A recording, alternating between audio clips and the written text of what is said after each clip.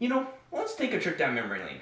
Remember back in the premiere of the show, there was that one scene with Twilight walking down the street, runs into a group of ponies, asks them about party to this pony moon dancer, and she turns it down because she's doing something important because Princess Celestia told her to do something. Yep, and who would have thought that they would make an entire episode based on that one, probably just a throwaway scene? Well, the only real significance of that scene was just to establish that Twilight's not that sociable at that point. Yeah, but it's pretty forgettable for an early on scene. Like, no one would have really remembered it. I mean, this far into the show. We're almost halfway through season 5. And then they decided to talk about that again. For whatever reason. Yes, they take that one scene from the premiere and make it into the entire episode. In season 5. When everyone's pretty much forgotten it by this point. And they roll with it. Yep. And they roll with it hard. And that's Amending Fences for you. Right. So when the episode was first announced, it definitely caught my attention. They're doing this. It was this episode and the next episode that's going to be airing on Saturday, which we'll talk about later. The Princess's Dream of Magic Sheep, I think. Yeah. They were both confirmed pretty simultaneously. I gravitated more towards this one for some reason. Everyone was like, "Oh, the Luna episode," and then I'm just like, "Well, this is an interesting concept.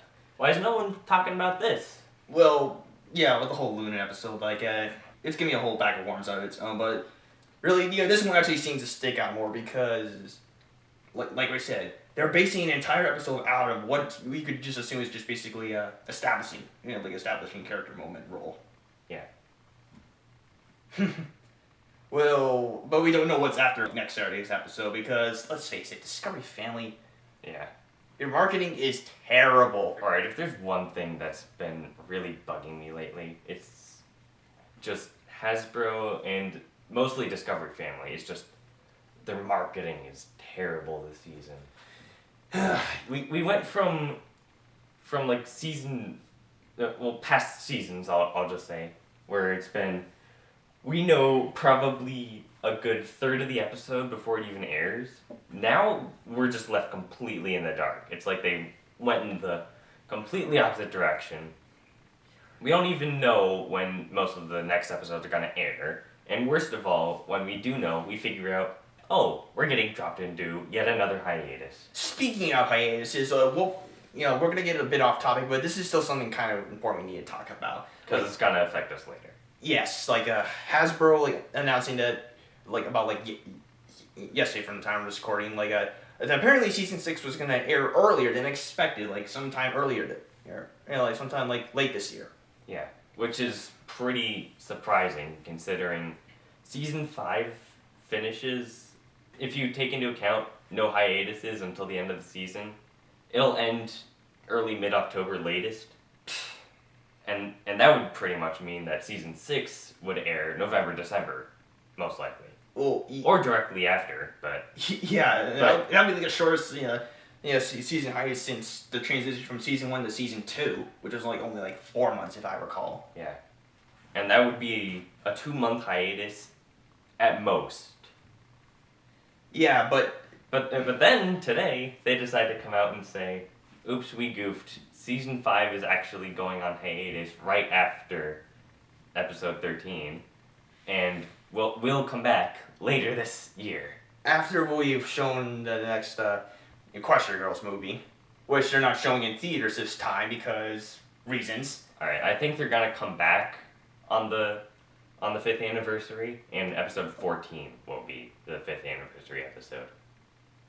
That's what I'm guessing. I'm hoping, at least. It would be really stupid if they didn't. I thought the season was gonna end on the 5th I thought it was gonna end, but no, it's coming back on that day. And then season 6 is just up in the air. No one even knows. Hasbro, if you're gonna give us if you're gonna tell us some news, get the details right and don't mislead us. Look, it's okay to build up hype and all, that's fine. But when you mislead us with hype, you're gonna get people really, really angry. Alright, mini rant over. Yeah. Alright. But now, let's talk about something that we do have something right now. A worthwhile episode since Slice of Life or Make New Friends But Keep Discord. Yeah, I'd say it's pretty much about as good as Making Friends But Keep Discord, if not better. But like we've had a lot of duds recently. Well, I wouldn't really say a lot. That's misleading. Well, the only mostly just sort of below what the season's been giving us so far. Well, I think the only episode lately that's been outright duddish was Princess Spike. Yeah. And, we're kind of on and off with, like, a party pooped and all that. I still hate that episode name. Is it because of the potty humor sounding name? Yes. Oh, well, at least this episode has a, has a normal name, Amending Fences. That's normal. Right. The episode itself. After a week of, doing a bunch of things, dealing with the bugbear, the entirety of Princess Spike, where she's playing all the events and has to sleep, well, Spike pretty much ruins everything, and, of course, diplomating with Yax. She's pretty much ready to be like, alright, I'm gonna take a break. It's been hard running all this friendship-y stuff. And then Spike pretty much just makes the remark that, you didn't used to be so good with friends and friendship and all of that. You used to be terrible at socializing. Heck, I'm not even sure if you're really good at socializing with your old friends anyway. With your old friends in Kennerlot. And then she pretty much remembers, oh wait, I completely forgot about all my friends in Kennerlot.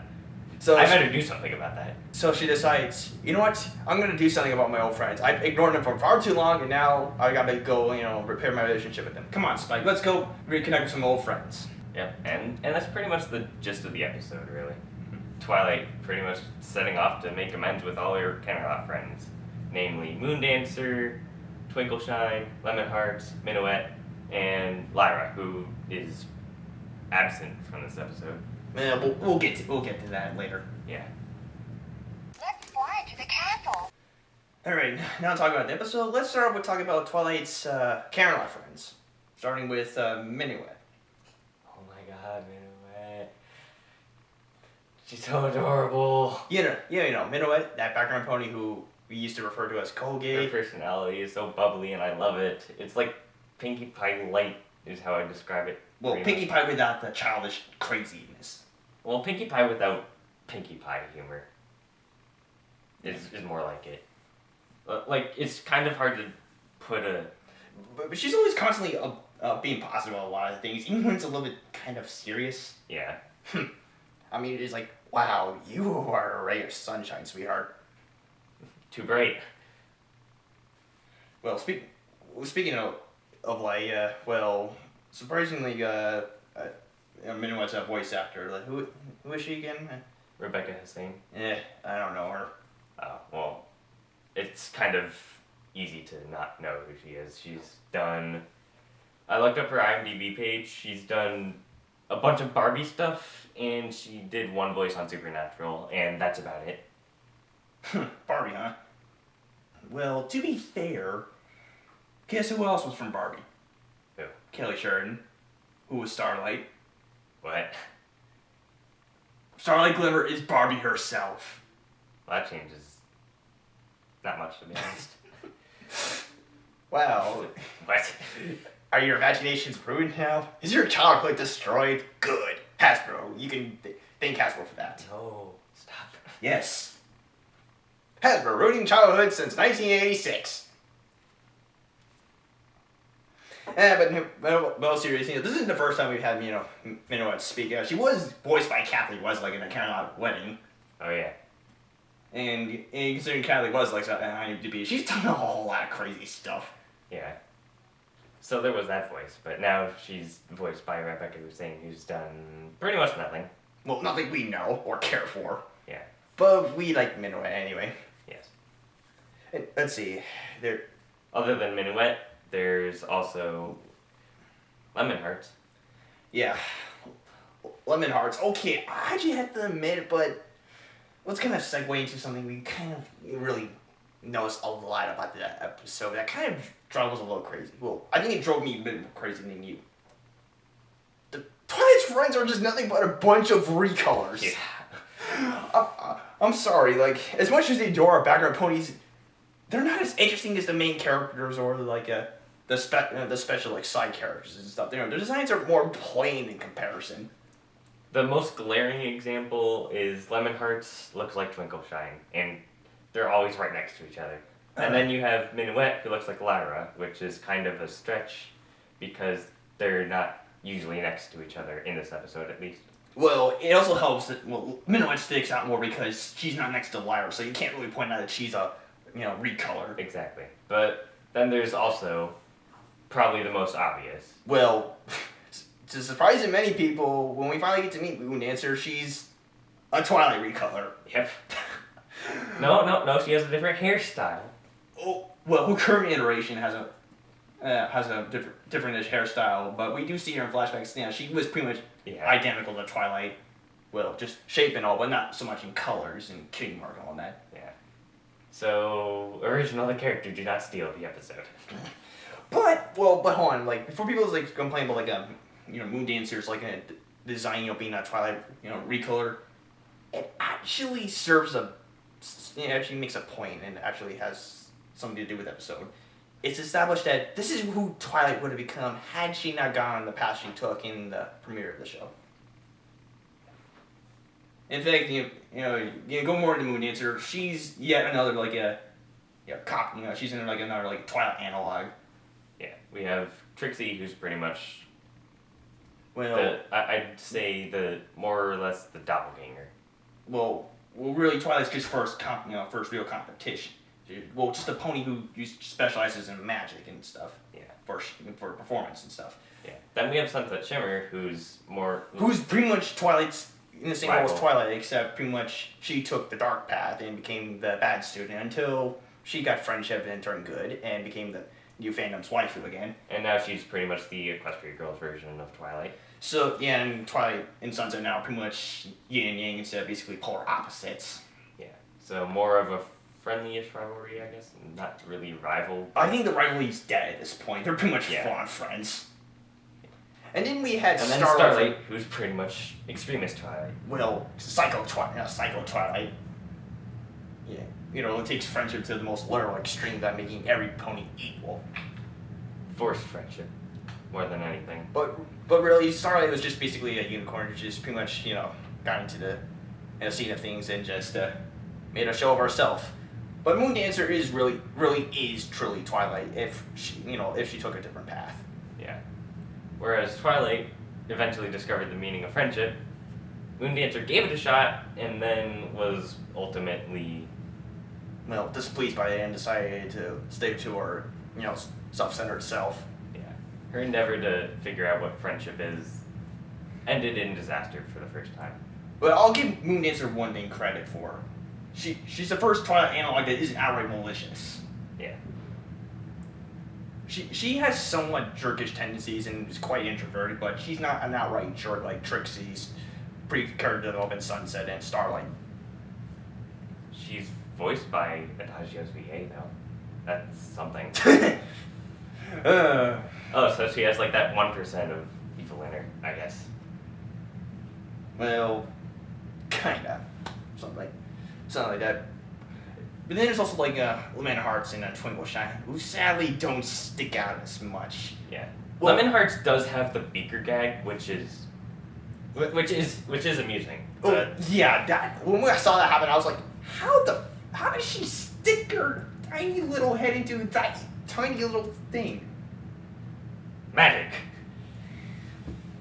I can't argue with that because. Why do you question things in this show anymore? But still, her horn bends in a way Magic. it should.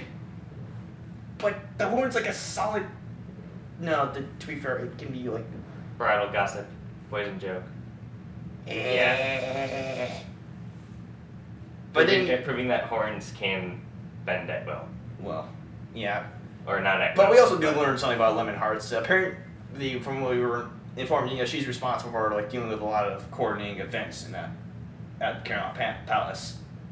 So she's the one responsible for why the gala sucks every year, and Celestia has to rig it to make it interesting. So wouldn't she also be responsible for not helping out in Princess Pike? In a lot of important Caroline events that have all failed. Lemon Hearts, do your job. Maybe she's partially brain damaged from the beaker incident when she was a filly. I'm just grasping at straws here. Who even knows? But speaking it of, gives her something interesting about her. She might be kind of crazy. well, going on the thing of who even knows, we don't know anything about Twinkleshine. Yeah. They don't develop her character at all. Yeah, Twinkleshine is just pretty much just there just to fill a spot like in the table. She really has nothing going for her. Yeah. Lemon Hearts and Minnow at least had something going for them, and we already know Lyra from Slice of Life. Well, when they finally established her. And then we talked about Moondancer, and she's pretty much The main focus out of all of them. Yes, For the and, most part. and she gets the most attention. Yeah, Twinkleshine gets nothing, and then we have, we have Lyra, which we saw already in Slice of Life. Hmm. So I guess there's no reason to really bring her up that much. But they explain basically why she's not there, because she lives in Ponyville, and usually her friends just travel back and forth to see her, and she goes back to see them. Yeah. Which probably explains why background ponies decide to be in different places, like at strange times. They're just like visiting friends or on business trips or whatnot. So what was she doing in this episode? Probably just hanging with Bon Bon the entire time. You know, being best friends. Friend. Yes, very, very best friends with her. Quotation marks. Intensifies. You know, even after what the Supreme Court did a while back, is it okay to make her a lesbian now? Maybe it's the show's made in Canada for U.S. audiences. I don't see why not. Or maybe it's still a little too early for that yet. Too soon, maybe. Yeah, it's probably too soon at this point, but it could be possible now. But we're just just goofing around, crazy thoughts and all that. I don't know. But really, a lot of aside from the side characters, the thing where the part where the episode really shines is just in the amount of continuity that they throw in. Well, yeah, like we mentioned. It's an obvious just callback to the pretty much first scene. I mean, not the storybook first scene, but directly after that. One of the first scenes of the show's premiere. Yeah. And a little bit of a Caroline wedding. One of the first scenes, but. Yeah, and a little bit of Caroline wedding when we finally get to that bit when Pinkie Pie finally shows up. Yeah. To help solve the situation. You know what? I just realized something about the episode. This is the second episode in a row where Pinkie Pie is called in to save the day. Because Twilight can't do squat. Pinkie Pie is the princess of friendship. But don't actually make her an alicorn because we'll all die. And besides, he'll only make the fans angry because we already have alicorns. Heck, even introducing a male alicorn will probably just get people upset. It'll probably make people more upset than if they made Pinkie Pie an alicorn. I mean, I can see it maybe being a joke episode. Well, she does make fun of Twilight for being the princess of friendship. Yeah, no, Twilight, maybe you're not as good as being the princess of friendship as you let everyone else on. Oh no, I'm not really the princess of friendship. I'm actually the princess of nepotism. Princess Celestia won't let me call myself that because it doesn't sound politically correct. Calling myself the princess of friendship actually sounds politically correct. I'm just doing my best, okay, guys? I don't have a response to that. Yeah, but really, the real heart of the episode is basically, Twilight already resolves her relationship with her old friends because they're okay with her. They're kind of used to Twilight being kind of socially distant and stuff. Yeah. Moondancer, however, is a bit more reluctant to accept Twilight's apology. She really it pretty much is shut in. Pretty much every opportunity she gets thrown at her, she pretty much says, "No, go away. I'm trying to study." And then eventually it's figured out it was pretty much because of the party that Twilight didn't go to in the first episode. When Moondancer was throwing a party, Twilight didn't show up, and Moondancer got upset and refused to have friends ever again. Yeah, but the funny thing is, Moondancer had 3 other friends. Yeah, 3 to 4 other friends. No, Twilight ruined it for everyone. No one can be my friend anymore. Yeah, so did Moondancer really care about the other ponies, or was it just Twilight she actually cared for the most? And Well, Twilight was the one that shared her personality the most. well, she was the one that she can closely relate to the most, like Yeah. all the ponies. And the others were just kind of around, I guess. Yeah, like people you just hang out with, but not really you're close with. Yeah. Which kind of seems to be the case with us in real life. Like we do have friends, but we're kind of sort of like on the side of it, like Moondancer kind of being Introverts. Well, I'm more of a plain introvert. You're more extrovert, right? I have no idea. Well, you're more of an outside thinker, right? Or you? No. Yeah. We're introverts. But unlike Moondancer, we're we're not completely opposed to the idea of having friends. It's just we're just kind of up in our little worlds. But if we do want to socialize with people, we will socialize and have a good time with people. Yeah. This episode does kind of hit close to home with us. Yeah, it's in fact, a lot of people like especially the stuff revolving around Moondancer. Well, and Twilight, since we have left a lot of friends behind and haven't really made the best effort to contact them. Yeah. Moondancer, unlike Twilight, is basically really opposed to the idea of making friends because of a bad incident from back in season 1, where pretty much she counted on Twilight to be there for her special party, but since Twilight didn't show up, she pretty much blew off all connections with other ponies and decided to live her life as a recluse. I'll be mad if ever Moondancer did my only friend that I really care about was supposed to be meeting me for a special party, and then they just blow it off and don't even bother to say goodbye or explain themselves why they're leaving. I'd be mad at that. But then again, there's a problem with basically what Moondancer's mentality, completely shutting out all other friends from. Yeah, she had the other friends she could probably connect with, but no, she just decides to. No one's gonna be my friend ever again. No one's gonna hurt me like Twilight did. Well, yeah, even like the one they even try to recreate the party. Moondancer has a moment where pretty much she chews out Twilight before she pretty much breaks down crying about it. Yeah. But here's the thing about what Moondancer. Moondancer's actually more in kind of both in the right and the wrong. For anger towards Twilight and the others. But where she's wrong, there's one thing she kind of didn't really figure out what was going on. That Twilight was doing something really, really important that day. Yeah.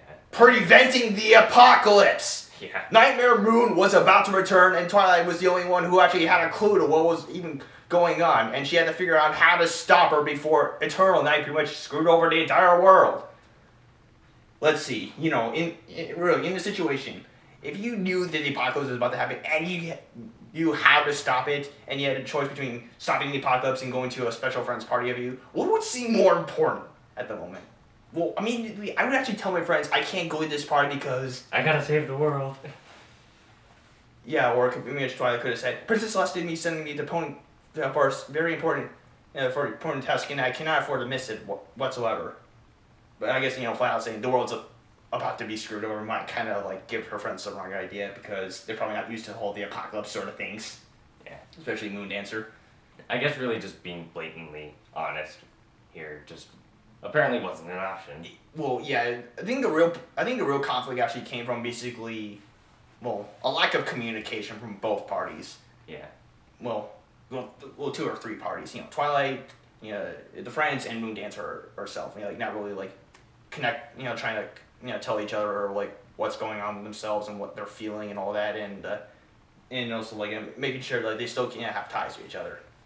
But the funny thing about Twilight and her original clique of friends from Camelot is basically they're all unicorns.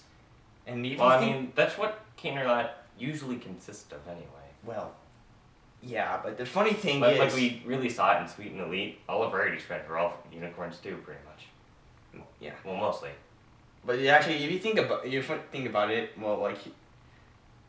if Twilight pretty much stuck with her old friends and stuff, and they all went on the mission to, go find the Elements of Harmony, Celestia's favoring unicorns after all the races in Equestria to use the Elements of Harmony against Nightmare Moon. Or Celestia pretty much prevented that and said, no, we must be diverse because it's politically correct.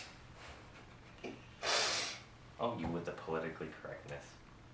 Oh, come Oh come on, it's kind of funny when you think about it. Yeah. But a lot of the episode is just Twilight trying to convince Moondancer to stop being such bookworm and start making friends. Heck, she even starts making references basically what Celestia told her a long time ago, and it just comes up with really ironic coming out from Moondancer.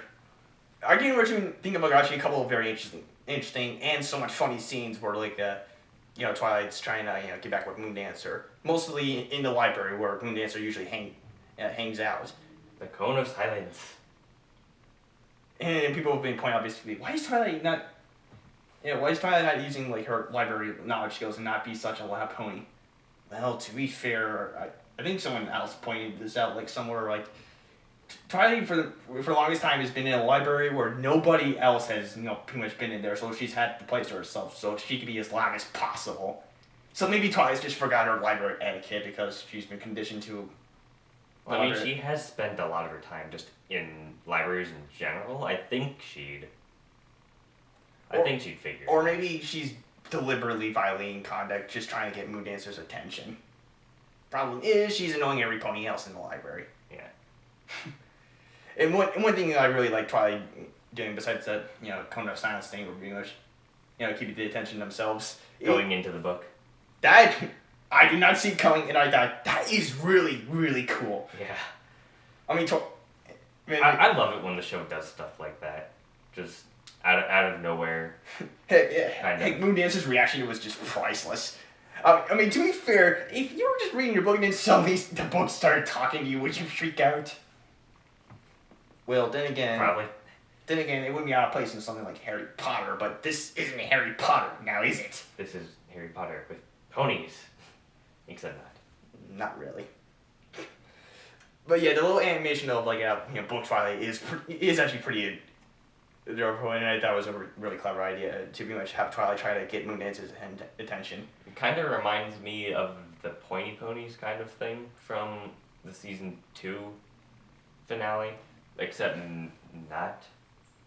I wouldn't say it looks like the Pointy Ponies, but it's kind of a similar style. It's more bookish, if anything.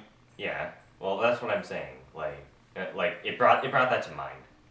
And of course, there's Moondancer, yelling at Twilight in the book, and everyone on is just looking at her thinking she's crazy and stuff. She's like, I know she really likes books, but this is ridiculous. Well, another scene Twilight and Moondancer connecting and stuff. Oh yeah, there's actually where Twilight finally does convince Moondancer to kind of break out, but Moondancer's still reluctant. The whole dinner scene where we kind of also learn a bit more about Moondancer. How she's really shut herself out. How she's studying a bunch of things. Minuet even asks her basically, so what are you studying for? I'm not really studying for anything. I'm just studying to study, and well, that's what Twilight did. Well, I think Twilight was just trying to study, just become some sort of a mage or something like that, because Well, Twilight didn't really seem to have a set goal in mind. She just wanted to please Celestia, pretty much. Just be Celestia's best student. Yeah. Well, Moondancer is just learning stuff, just basically, I must acquire all of the knowledge. I must become too smart. I am too smart. I must become Book Pony. More than Book Pony ever was. Hold on. What's that in the background? Can you move it over a little bit? I see some weird pony in the background. She looks familiar. Oh my god. Is that her? That's her, isn't it? Starlight Glimmer's still at large! And she's going out to dinner. Let's really talk about that. I mean, I didn't know that until after the fact, basically after the episode. Someone was posting. Someone posted a screen cap, and then everyone started freaking out. Within a couple of minutes, the entire fandom was burning. Once again. Yeah, because since Starlight wasn't defeated in the cutie map, season 5, she's pretty much been roaming around Equestria. In fact, this is the first time she's actually shown up since then. As far as we know. Yeah, because I don't think there's been reports she's been in any previous episodes up to this point, but we just, in fact, a little thing you actually notice Starlight carefully is basically she slightly nudges she slightly puts the menu up to her face. Yeah, Like she's hiding behind a menu, kind of. what's she doing in that restaurant? Is she spying on Twilight, or was she just at the wrong place at the wrong time? She had the. I like to think that she just happened to be in that restaurant first, and then Twilight and her friends come in, and then she's like, "Oh crap, that's Twilight! Don't notice me! Don't notice me! Don't notice me!" But yeah, after that now everyone's gonna keep a close eye out for her next return. Yeah. But if this becomes the new kind of "Where's Derpy" thing, I'll be fine with that. Well, it's gonna be only a 1 season thing until it's gonna be some sort of thing until she finally returns, probably in the season 5 premiere. Yeah. Which is probably the most likely Finale. bet. Well, season 5 finale. Oh, sorry, my bad. But considering everything that's all said and did, all said and done about this episode, you made an interesting comment about the episode. They could have been interesting, but what would really change about the episode if it was the case? If the episode, don't you really feel like it could have worked maybe a little better as a map episode? Well, yeah. After you all right, I wouldn't say better, but it would have given the map more use. Well, yeah, because we're already halfway into the season. The map's only had one use since the premiere. In The Lost Treasure Griffinstone, where Twilight didn't get to go on the map adventure. So this could have been her chance to go on a map adventure. Oh no, they're gonna save it until the finale or something. Just like last season, where she was the last one to get her key. Yep. All right. Rainbow Dash and Pinkie Pie already had their adventure. Who's next on the chopping list? There's Fluttershy, Rarity, Applejack. Who do you think is probably gonna be next? I say Rarity maybe. I say Rarity and not Applejack. I'd say Rarity and Fluttershy if anything. Yeah. I'm guessing Rarity first. If pair, then with Fluttershy. Well, to be fair, we don't know what's gonna happen. Maybe they'll they'll pretty much avert our expectations, and that'll be nice and all. But it seems pretty obvious that Twilight might get the last map thing before everything goes down in the finale of the season. Because she's the main character, yada yada. And she's the super duper special pony thing because, look at me, I have wings, now I'm a princess. If they combine Twilight with anyone, who would you want Twilight to go with? Rarity. Rarity? Yeah, I don't really see Twilight hanging out with Rarity that much, these days. Yeah, we haven't had have we had a Twilight and Rarity episode? I don't know. You could say maybe Sweet and Elite. Sort of Sweet and Elite and... No, not Sweet and Elite. No, I don't think any, actually. Oh, we even really have a Rare Dash episode. Except maybe Sonic Rainbow, where Rarity tries to hijack the plot. Sonic Rainbow is more or less a Rare Dash episode. I mean, it's mostly Rainbow Dash, but Rarity is a pretty major factor in it. Well, was Sweet and Elite, Twilight was a major part of Rarity's episode. Twilight was more or less a major part in Sweet and Elite, just by what Rarity was saying. Not so much physically. Yeah, but like you're saying here, this episode would have been a little bit more interesting if it was a map episode. But to be fair, if it was a map episode, what would really change? All we would have just done is probably just gotten to kind of with Spike anyway. It wouldn't have changed anything, but it would have given the map some use. I'd say it would have made the episode better in terms of the season in general, rather than a standalone episode. It would have advanced the season arc a little more, is what I'd say. I suppose, but then again, I don't think we would have lost or gained anything really. No, it's not. It's not like it would have made the episode better or worse. It's just a thing that I noticed. Well, yeah, that is pretty interesting to think about. What could have been, maybe. Random segue, but other things that. Speaking of other things that we've noticed. Moondancer's eyebrows. Yeah. I just want to make this last point. Moondancer's eyebrows. Yeah, say what about Moondancer being a recolor, but she does stick out pretty well. She has a distinct character design. She has a little head, a little braid hair tie. A little hair tie on the top of her head. The nerdy glasses, the little shirt thing she's wearing, and of course her her color scheme and her very pronounced eyebrows. You know, I didn't see a pony with that sort of eyebrows since Tree Hugger. Well, and we also see that it runs in the family when Moondancer's sister, Honey Lemon, shows up. No, that's not her sister.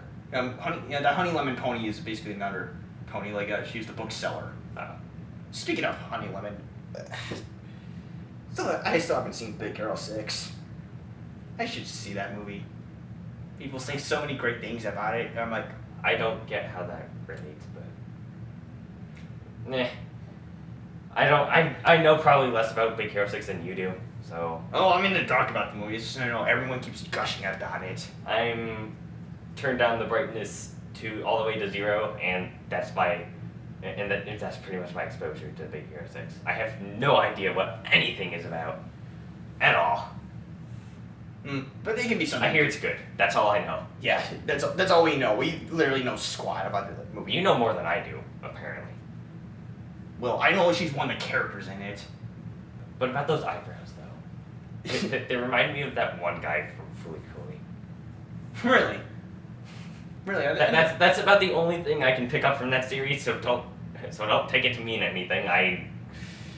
I have no idea what to make of the series. I'd say something about you and your stance on Fully Cooley, but we're not going to waste our time talking about that here. There's a time and place for that sort of thing, and that does not belong here. Alright, So I'm saving you the trouble. You're welcome. Alright, I guess that about wraps up everything. I suppose so. Amending Fences was definitely a strong return after a couple of on and off episodes lately. Great character development, lots of continuity callbacks. Very heartwarming, interesting, just a overall solid episode. Yeah, I love the continuity. I love the character interactions. I love the establishing. I love the establishing factor, like just continuing on with that one measly scene that no one would have remembered otherwise. I just love everything about this episode. I can't find any legitimate complaints about it. Well, not really. Even if you did sound like you were kind of complaining about certain things about the episode, they're really just kind of like they're nitpicks, or they don't change the episode. It doesn't really affect our overall opinion about that thing. It's just it's just kind of things we sort of took notice of. If I'm gonna be perfectly honest, I'm going to say this is the best episode of season 5 so far. Even better than Make New Friends But Keep Discord. I'd say it's honestly 10 out of 10 worthy. Well, I'll say this episode is a worthy contender, one of the best episodes this season, but I wouldn't say it's the best so far. I would. There's still a couple episodes I'd like more this season. I say this, but I'll definitely love going back to this episode every now and then when I'd say too. I'd say Amending Fences. I'm probably gonna get destroyed for this, but I honestly think it's better than Pinky Pride. I hope you're ready to defend that opinion of yours if people start taking umbrage to it. Burn me at the stake. I don't care anymore. I'm not gonna bother. I need you, and besides, you're my brother. I'm not gonna hurt you. Yeah. So we leave that episode, and then we move on to Do Princesses Dream of Magic Sheep next week, or next Saturday rather. Yep, next week, Luna returns for her first solo episode since Luna Eclipsed, without the CMC to tag along. Even though it seems like the main 6 are actually gonna get involved as well. So how's it gonna be? But who cares? It's a Luna episode. Woo! How's it gonna be? We'll see. Everyone's probably gonna say that it's the best episode ever this season, but you mean by everyone? You mean everybody on ToskiHero Daily? Trixie's not in it. 9.9 out of 10. But it's still gonna be a Luna episode. I mean, how notorious Luna is on ToskiHero Daily. Yeah, and everyone's gonna love it. But how much are we gonna love it? That's the question. We'll see. I'm still looking forward to it. It's just I'm curious basically what they're gonna do, and from the way the episode's being set up, what it sounds like, I'm not quite sure basically what they're gonna do with it. It might actually give a lot of limited character development for when I'm thinking it's gonna do? I really have no idea since, again, Discovery Family's just been Well, terrible with advertisements. They're not telling us anything. Maybe it's a good thing they're keeping us in the dark, so we're actually genuinely surprised instead of we know where point, or basically how it all starts and how it all ends before the episode's even over. I guess.